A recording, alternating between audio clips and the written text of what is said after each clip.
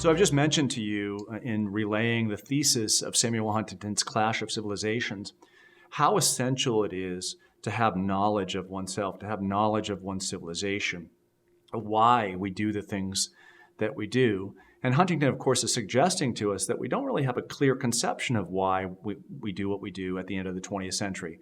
We've been caught into this kind of structure and set of institutions, set of norms that just kind of define our existence. So we go to high school, and then after high school, we go to college, and then we get a job, and then we earn money, and then we get married, and they're just a whole bunch of boxes that we check off that just make up regular life. So much so that when we're faced with something that appears outside the norm, we're unable to process that irregularity. We're unable to process that irrational force because it just doesn't line up with our everyday regular experience. I think that that's at the heart of Cormac McCarthy's thesis in No Country for Old Men, and I've had you, or signed to you, watching the Coen brothers film No Country for Old Men, and hopefully what you're going to see in this film is just that. Are the people in this film aware of the reasons as to why they do the things that they do?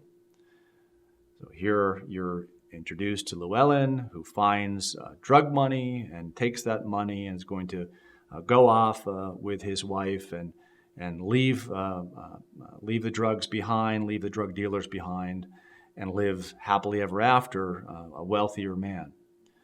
But then a force comes into this picture, and that force is the very scary person of Shigar, this individual who is going to do what? Make Llewellyn pay for the wrong choice he made.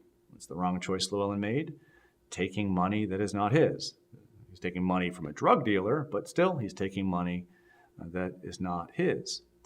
And throughout this film, you see Shigar introduced to everyday, regular Americans. And what do they make of him? What do they make of his language and his logic? He flips his coin, heads or tails, right? Call it. You call it wrong because you've upset me.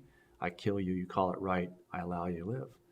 They can't process this evil. They can't process this external source.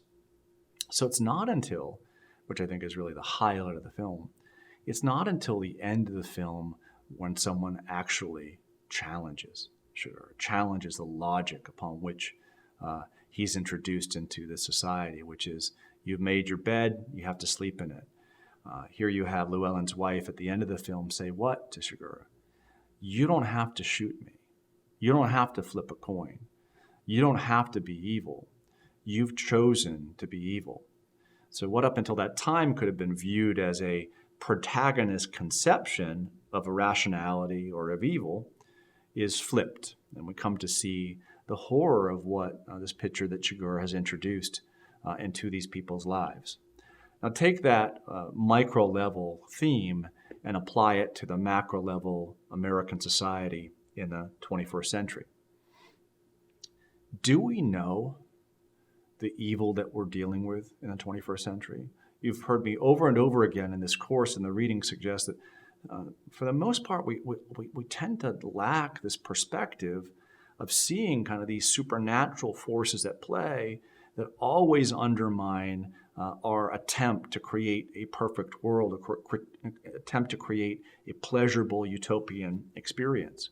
So do we understand evil? And why is it in a time of general prosperity do we have a difficult time labeling evil for what it is and dealing with evil as you ought to, which is combating it? So this is going to be the question, I think, of the beginning of the 21st century. And what we're going to hope to do when we see this in the first and second Bush administrations is that, okay, we'll call evil, evil, but we'll place it within a generic category. What's the generic category of evil in the first decade of the 20th century? Terror. Terrorism is what we're trying to eradicate. But you see, when you call something terrorism and you don't point out the individual terrorist, right, the individual human beings who are terrorists, right? You've labeled it something generic when in reality it's particular to a particular human choice, the choices that were made by individuals who did horrific things, for example, on 9/11.